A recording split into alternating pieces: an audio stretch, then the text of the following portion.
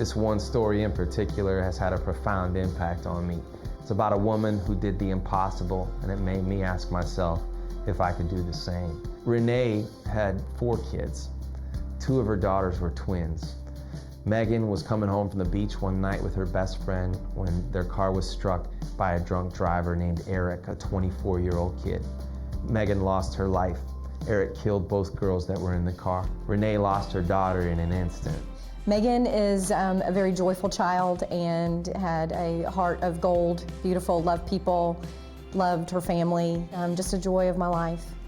And when she was 20 years old, on May 11th, 2002, my sister-in-law came to the door to tell me that Megan had been in a car accident and she didn't make it.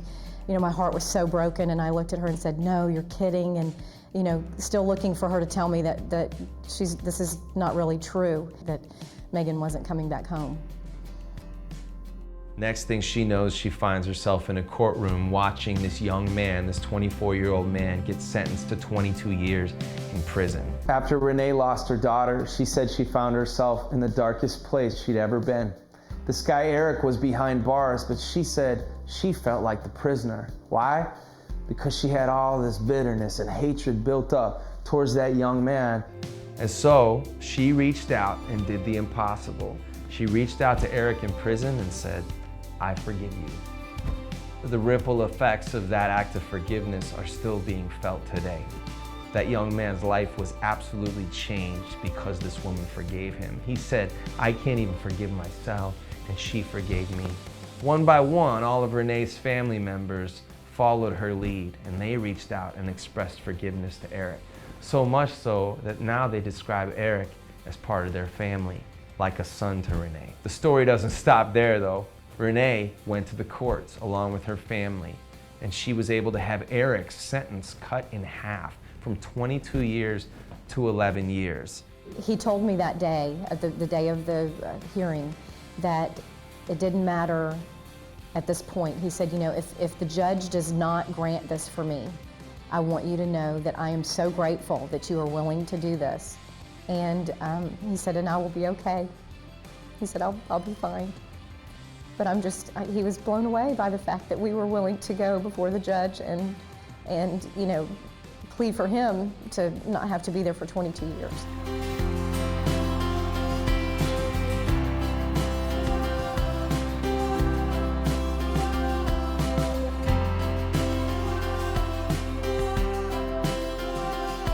It's the hardest thing to give away, the last thing on your mind today, and it always goes to those who don't deserve.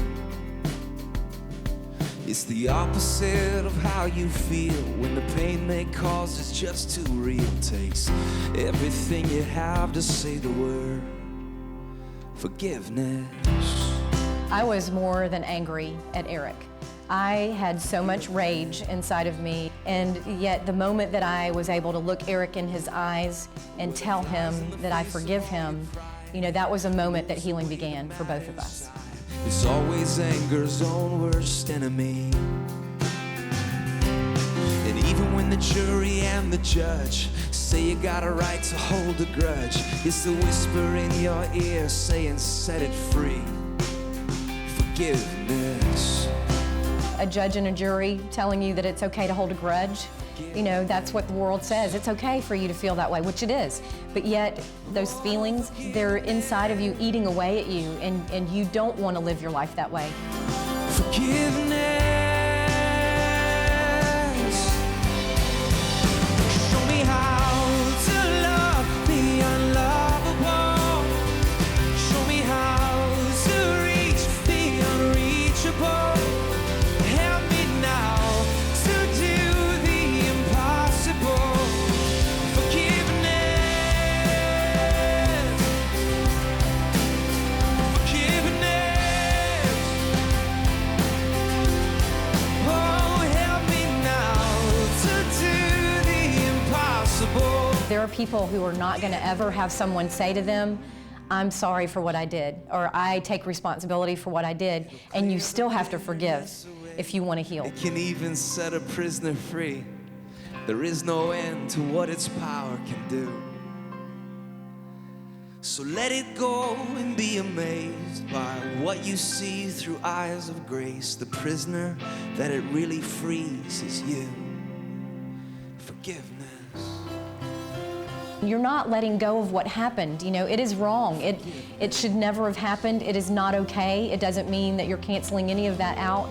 But once you are able to say those words and truly mean it, you know, then you do find that you're setting a prisoner free, and the prisoner truly is you. Show me how to love the unlovable. Show me how to reach the unreachable. Help me now to do the impossible. Yeah. Forgiveness, I want to finally set it free. Show me how to see what your mercy sees. And help me now to give what you gave to me. Forgiveness. Forgiveness. Oh, forgiveness. Oh, forgiveness. Forgiveness. I was immediately inspired by Renee's story when I read it, but it took me a while to write her song. I kept her story in my guitar case for about 2 years, and I realized the reason why it was so difficult to write this song, Forgiveness, is because it's kind of hard to live that out. That's why the words of the chorus are sung in the form of a prayer. God, show me how. Help me to do the impossible.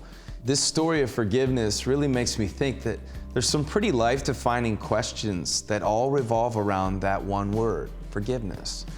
Questions like, is there somebody that I need to forgive, that I've been holding on to a grudge and it's weighing me down? Every step's getting heavier and I just need to set it free.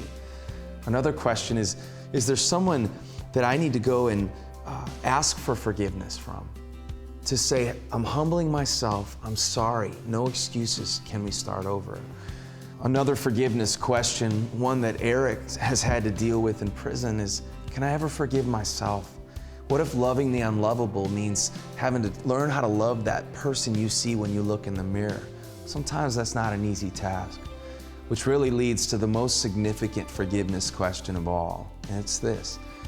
Have I ever let it really sink in? The message of God's forgiveness, what He's done for me through His Son Jesus dying on a cross for my sins. Renee stood before that judge, along with all of her family members, taking turns speaking on behalf of a guilty criminal and seeking mercy for him. I'm reminded that somebody has done that for me, somebody has done that for you, and His name is Jesus. For God demonstrates His own love for us in this: while we were still sinners, Christ died for us. Why did He do that? So that our stories could discover the healing, the victory, the redemption, the power, the freedom of one word: forgiveness.